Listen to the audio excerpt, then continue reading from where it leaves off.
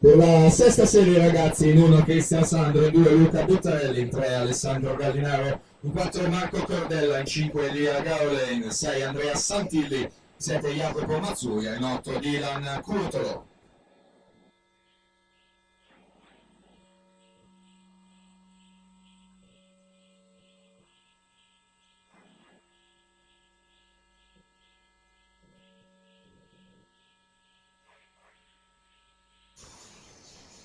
Mattia Scotruzzi 30 e 37 dalla terza corsia.